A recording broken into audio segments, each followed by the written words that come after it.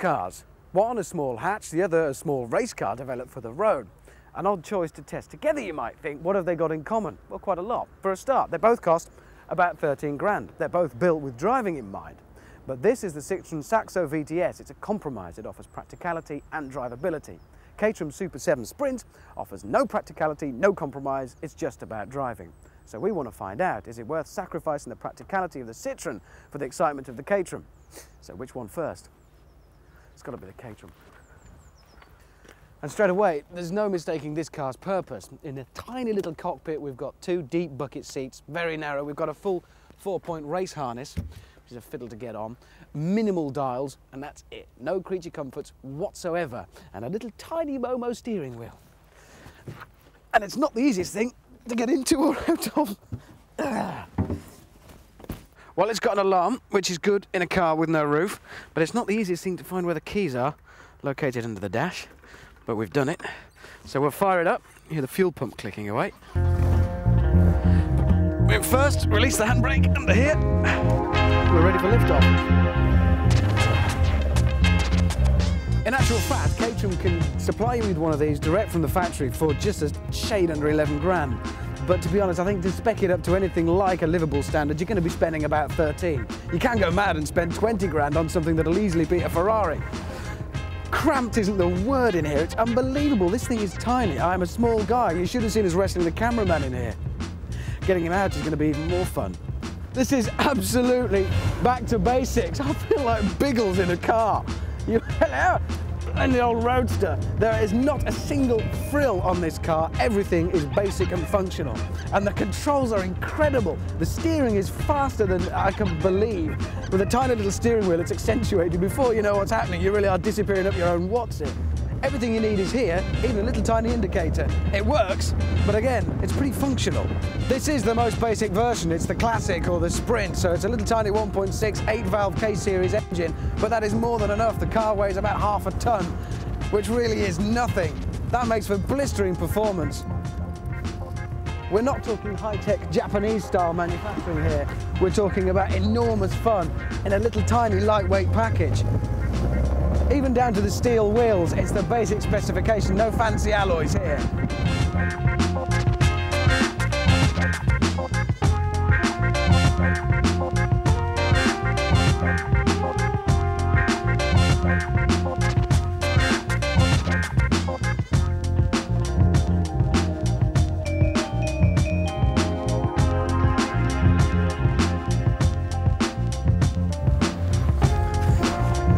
There's no doubting it is enormous fun, but any car that you can't even get out of without a set procedure.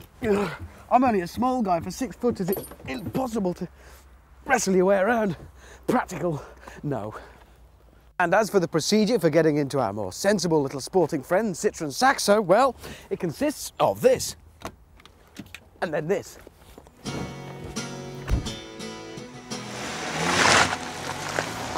Well, this is completely different. It's a car for a start. You're sat inside a hot hatch, but in fact, apart from the nice blue dials, you wouldn't really know there was anything hot about it at all. You just sat in an ordinary car. It's not until you mash the right pedal do you realise this thing is very fast indeed. Front-wheel drive, so it's a totally different experience, and it is extremely quick. It's typical hot hatchery in here. All the power going to the front wheels, they're only too ready to brake traction and spin. It goes around corners incredibly quickly.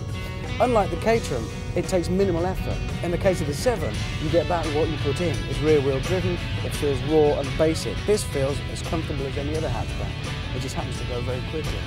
If you have to ask why the Caterham is a more rewarding driver's car when this thing is easier to drive and half the time it's probably faster anyway, you'll never appreciate it. This is a compromise, and you're aware of that all the time. Having said that, it's a car that you can drive very, very fast, very, very easily. The main difference is we can go at great speed, but I've got my shopping in here. There's massive amount of room. It's a typical hatch. Convenient, everything to hand, a nice size, you can see out clearly, and it's warm and dry.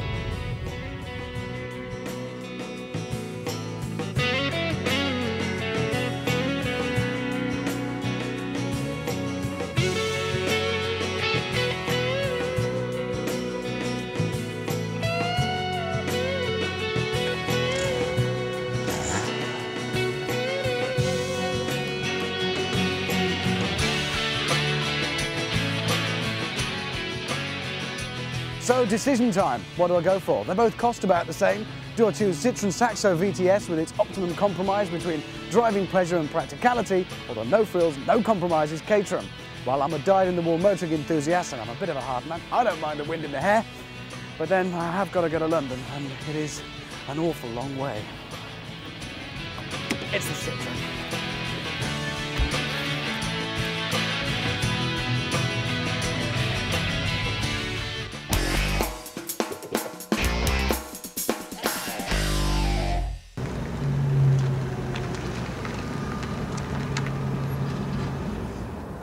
As we all know, Volvo pride themselves in producing some of the safest cars on the road. The sort of person that buys a car like this is definitely at the sensible end of the market. In fact, I once followed a Volvo in Sweden down a wide open country lane, and when I passed it going about 30 miles an hour, both the driver and the passenger were wearing crash helmets inside the car.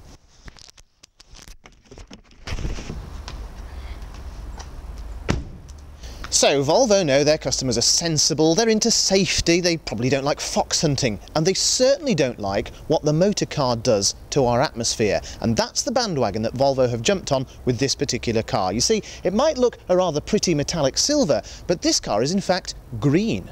It's very green, and the clue is in the exhaust, where the fumes help you breathe more easily. Yes, this is the Volvo S70 Bifuel. Not only does it run off unleaded petrol, it can also be powered by the corpses of ancient marine animals, or natural gas to you and me, because inside the boot, behind the back shelf of the car, is one large yellow cylinder. Now that contains 80 litres of compressed natural gas, or CNG, and can take you about 150 miles between fill-ups. So, how do you inflate your Volvo with gas? Well, actually, it's very straightforward. On the other side to the petrol cap is a gas cap. All you do is insert your nozzle. Simple, if you can find somewhere to fill up in the first place. Let's go and try.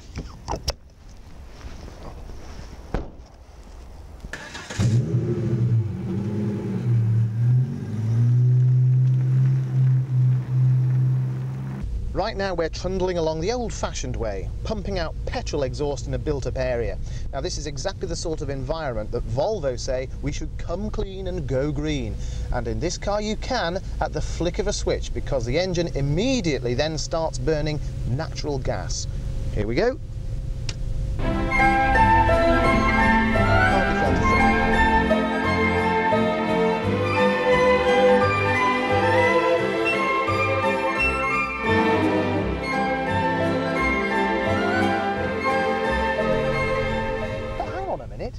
What's this horrible little row of green light bulbs down here that look like they've been nicked from a 1970s pocket calculator?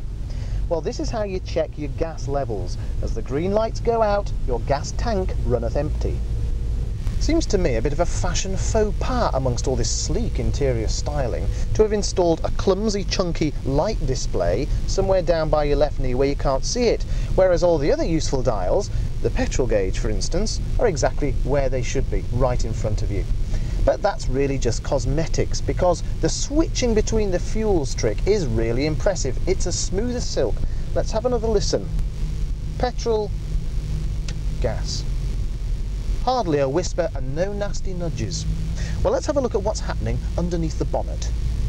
The 5-cylinder engine is a normally aspirated 2.5 litre with 10 valves and 4-speed automatic transmission. The air-fuel mix enters the pistons in the normal way. When the engine is first fired up, it always uses petrol, even if natural gas has been selected in the cab. To allow natural gas to be used, there's a supplementary injection system.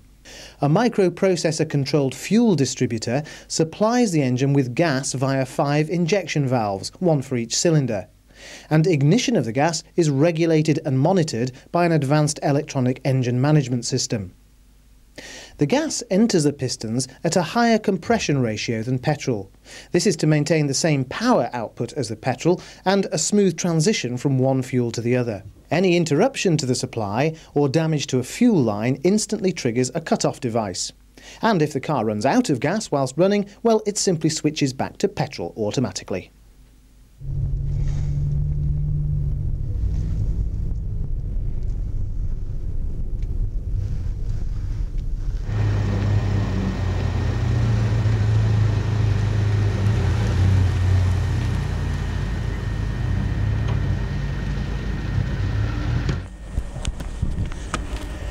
You see, at the moment, there are only 12 places in the country where you can gas up quickly. And if you happen to live in Scotland, Northern Ireland or Wales, forget it. There aren't any. Perhaps they're frightened of leaks in Wales.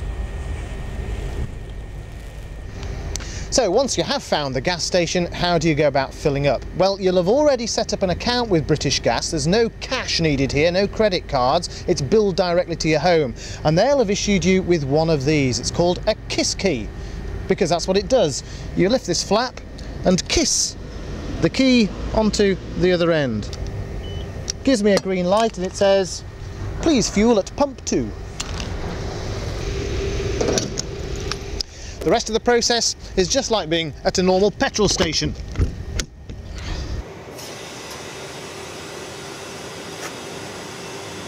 British Gas say that as demand grows, there will be more gas sites opening up. And to boost that demand, the biofuel Volvo is really aimed at the fleet market. And actually, you can fill up at home. British Gas will rent out a fuel maker mini compressor for £50 a month, which will replenish your tank slowly over 4 hours. But you know, despite the current ridiculous paucity of filling up venues, it's worth remembering that driving on natural gas is cheaper than petrol. It's 42.8 pence per litre, as opposed to anything from 60 to 70p for unleaded. And Volvo clearly feel that they're offering guilt-free driving with this system. According to their statistics, our atmosphere will positively thank us for belching out 25% less carbon dioxide, 60% less carbon monoxide, 85% less nitrous oxides and a whopping 94% fewer hydrocarbons than unleaded petrol. Volvo's commitment to the environment and to telling us about it is real enough. Their glossy brochure talks about cradle-to-grave costs, environmental auditing, chemical blacklists and grey lists that they avoid using, and three-way catalytic converters and the like. If they can solve the filling station problem, then the biofuel deserves to do well. And one thing is for sure, with a car like this, the other man's gas is always greener.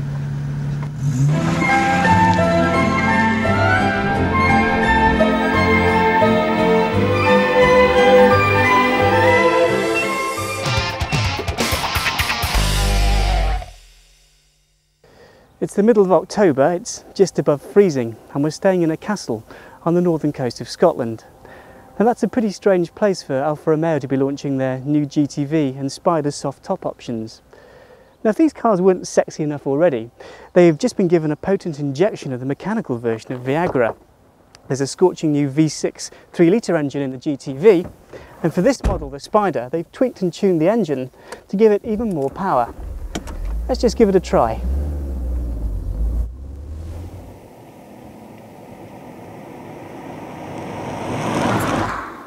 Just take a look at that. No, not that. This. Because they've given the Spider a little bit of a makeover. To start with, we've got new alloy wheels. There's kick plates under the door bearing the Alfa Romeo logo, and the front and rear bumpers are colour-coded.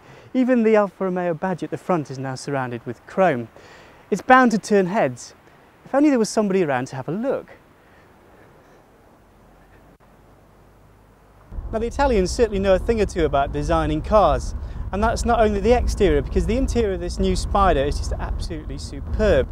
There's a fantastic new control panel here in the centre which houses the automatic climate control that is now standard across the range. It's really smart. There's a chrome finish to the centre dials. It all looks really, really flash. So what's the price of all this Italian exotica? Well, this one's a snip at just £80, but let's face it, you're not going to get very far. On the other hand, the Spider, £23,500, is a really smart car. But the one that the big boys really want is the GTV. We'll be doing a programme on this in the future, so watch out for it. As you can see, there's a whole range of colours to choose from, but me, well, I'm off inside for a wee dram.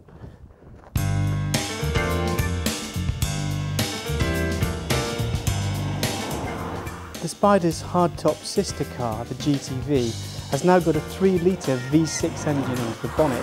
And it's a shame Alfa Romeo couldn't fit the same engine into the Spider too, but it was considered not suitable for the UK market.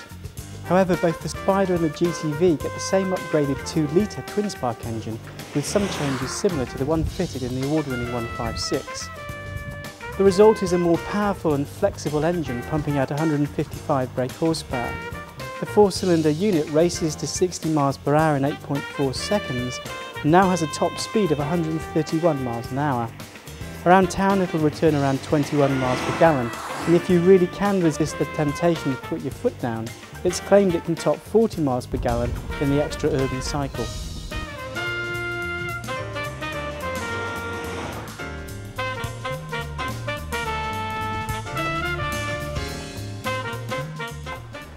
The reason why you need to get the pizza in to celebrate and why every Alfa Romeo Spider owner is celebrating is because of what they put under the bonnet.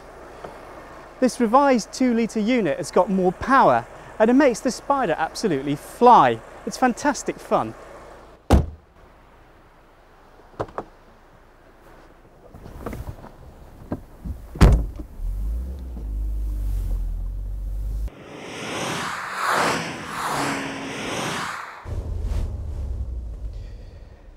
Well, that's just about it. 2 breathtaking new cars from Alfa Romeo. And as we're here in Scotland, we thought it was only right that we should pipe this car in the traditional manner. Take it away, Alistair.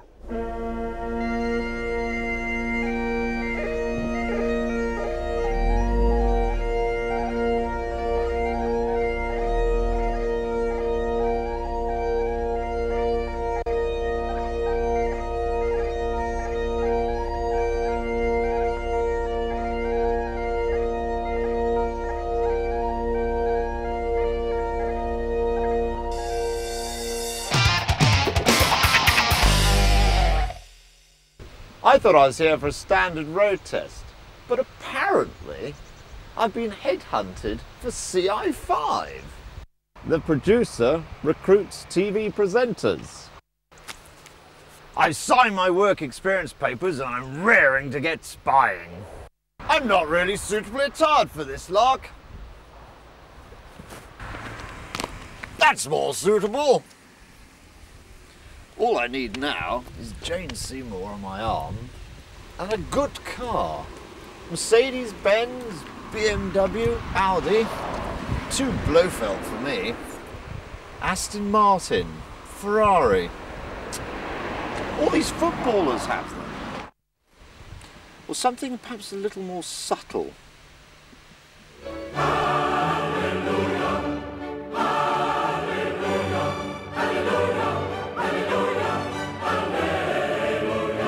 Perfect. Blimey, folks, this is their 3rd new model in a year. Not used to this from Saab. Looks like any 9.5 with new wheels. There's the giveaway. Subtle enough for you? Glad to see that this Griffin badge is not on the boot. That'll fox a few hasslers. Nice one, Saab. 9.5? I'm not a number! I'm a free man! Got the KGB list of pool cars here. Mercedes, Benz E-Class, BMW 528 ISE, Audi 2.8 Quattro. They're all making a rather large statement to the world. Too noticeable.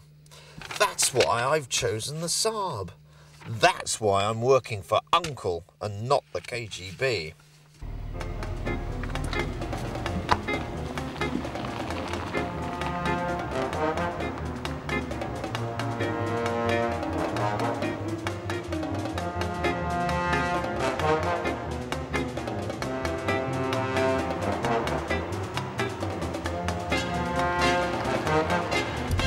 This Saab's got a brilliant engine, 3-litre V6, 24 valve, 200 brake horsepower, plenty of power for those good car chasers. Makes a lovely noise as well. Very comfy leather seats, heated as well, perfect for those covert operations up in deepest Russia.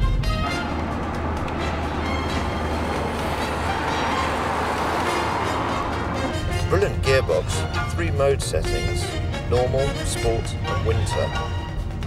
Perfect for any mission in any part of the world. This Saab's got all the toys that a man in my position would expect to find. Air conditioning, traction control, heated seats, as I mentioned earlier, and cruise control, but in fact it doubles up as a missile launcher. Nobody would know though, except me of course, and the chaps back at base. This is definitely the car for me. Nobody's noticed me at all. Perfect for this spying game. Thrush will never spot me in this.